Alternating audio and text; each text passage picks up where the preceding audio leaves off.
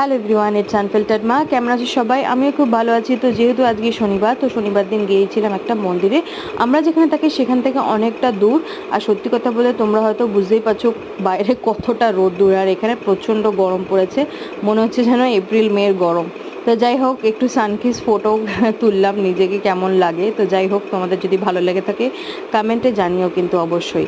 আর তোমাদের যদি কোনো রকম রেকমেন্ডেশন থাকে ভিডিওকে নতুন নতুনভাবে কন্টেন্ট বানানোর জন্য, তোমাদের সাপোর্টটা খুব দরকার। তো যাই হোক, বাবার সাথে মস্তি করছিল, মস্তি করতে করতে আমরা চলে এলাম মন্দিরে। তো মন্দিরের ওভারভিউটা তোমাদের দেখিয়ে দিচ্ছি। অনেকটা বড় জায়গায় নিয়ে মন্দিরটা। অ্যান্ড আমরা যেহেতু অনেকটা লেট হয়ে গেছে বেরোতে বেরোতে, তো সেই কারণে মন্দিরের খুব একটা ভিড় তো ছিল না, তোমরা দেখতেই পারছো। আর ভগবানকে শয়ন দিয়ে রেখেছিল। যেহেতু শনিবার দিন হনুমানজির দর্শন করি, আমি চেষ্টা করি আর কি প্রত্যেক শনিবার দিন যাওয়ার। তো যাই হোক, মন্দিরটা আমার খুব ভালো লাগলো। আশেপাশে গাছপালা, শান্ত নিরিবিলি।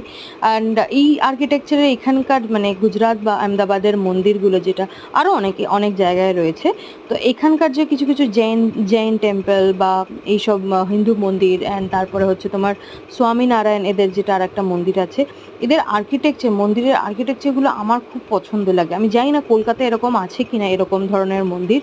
আহ, এদের আর্কিটেকচারটা একটু ডিফারেন্ট। তো যাই হোক, ওখান থেকে ঘুরে টুরে এসে আমরা একটা বাইরে লাঞ্চ করলাম।